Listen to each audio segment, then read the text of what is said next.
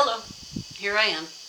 I'm in the process of creating videos for my online course, and I was going to stop for the day, and then I thought, do I want to do a rambling meditation? I haven't done that in a little bit.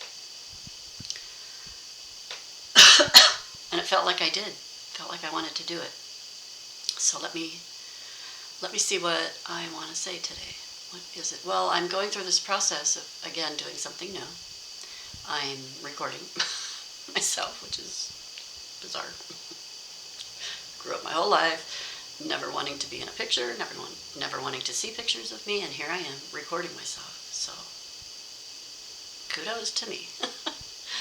But let me see what energy wants to say. Energy wants to say.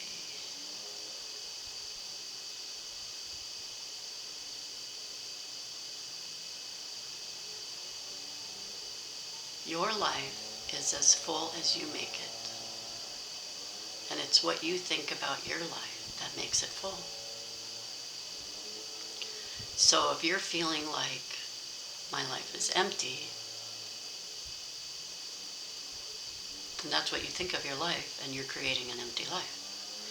But if you can change those thoughts to my life is full, and just find one thing in one way where your life is full, then it's true. It's a truth. And then if you do that every day, it becomes a belief. And when it becomes a belief, it creates energy in your energetic field. And that attracts what you want, which is a full life. So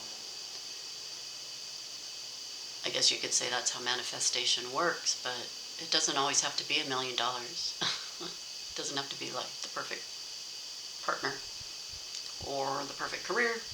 You know, those are our 3D life, but in what ways are we growing as individuals without all the labels? Like, I'm an energetic biological being. How am I progressing from the day I was born? Am I becoming a better human than what I started as? Do I do the things that show others how much I love them? Do I say things to people so they know exactly how I feel about them? Am I inclusive?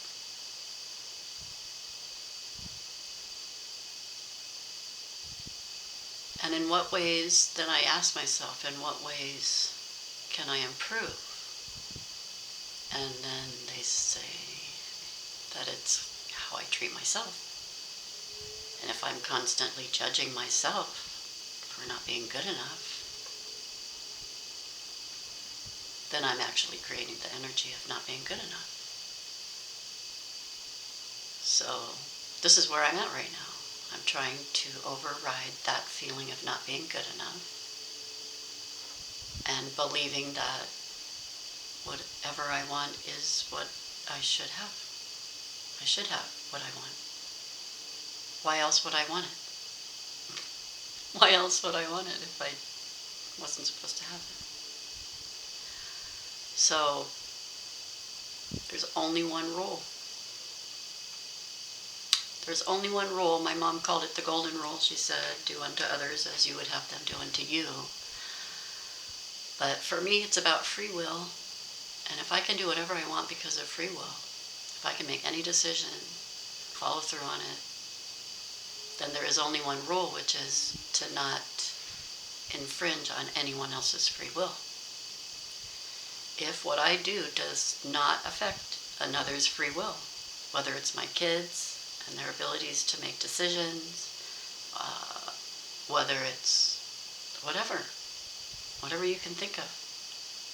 If I'm not changing, if what I'm saying and doing doesn't change another's energy so that their intentions are always their own, Their desires are their own, that they came up with, not because I said, well, if you do this, this and that. When they were little, that was my job. It's not my job anymore to do that. They're grown-ups. They have to do it on their own. And it's not that they have to. They deserve that. They deserve to be able to make mistakes and then learn from it. To be able to do something and be like, oh, that's not how I thought that was going to be. I don't think I want to do that anymore. Or next time I'm going to do it. Like, I don't have to share my experiences with them and in the process rob them of having an experience.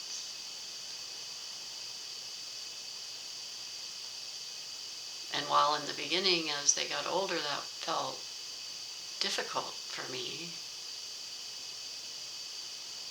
that feeling of not being needed translated to not being wanted. That was only in me. They never felt that way. It was me perceiving it that way. And now I just am so amazed by them and proud of them. And they all have great wisdom. And like, there really isn't anything for me to worry about. And if something happens that's not so great, then they can deal with it. Just like I dealt with things in my young adult life. And didn't want anyone to interfere with that. So, to all of you parents out there who are thinking, what happens to my life when my kids don't need me anymore? Realize you did the job. You did the job already. You raised them. You gave them everything they needed while they were in that state of need. And now they're in the state of being who they are. And they won't do things the way we do them. It's a different time. There's different catalysts in the environment for them to deal with that we didn't have to deal with. So how could we give advice for that? We know what we would do, but that we're different. We're generations older. We have different experiences. So look at it as a gift to them. This gift of,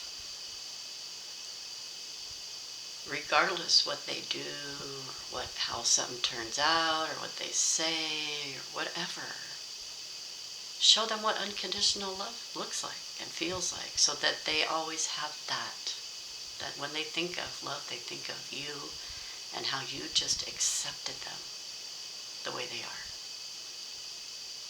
That's the biggest gift you can give your kids, your grown-up kids. And don't feel sorry for yourself because they're not around. Now it's your time. Figure out what you want. Now you have time to do what you want. Go back and figure out what you used to like to do before you had so many responsibilities. And start doing those things. Even, it might seem silly, I started getting paint by numbers because I used to love that. And that turned into other things. That opened that creative door, the imagination, to where I was like, oh, I want to try that. I've always wanted to do that. Oh, I think I want to try that. Let me do that. And fill your life with those things, now that you have time to do those things. Whatever it is. Just to be able to sit and read in a quiet room is a blessing to me. So,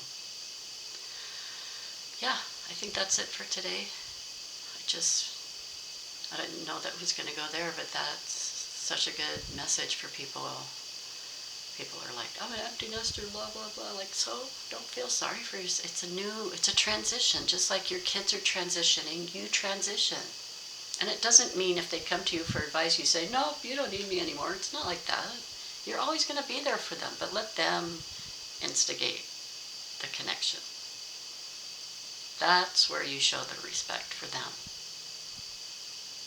And if you have a great relationship with them, they're going to come back. They're going to want you in their life.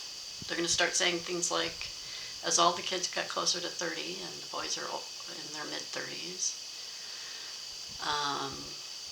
they start saying things like, well, you were different than our friends' moms.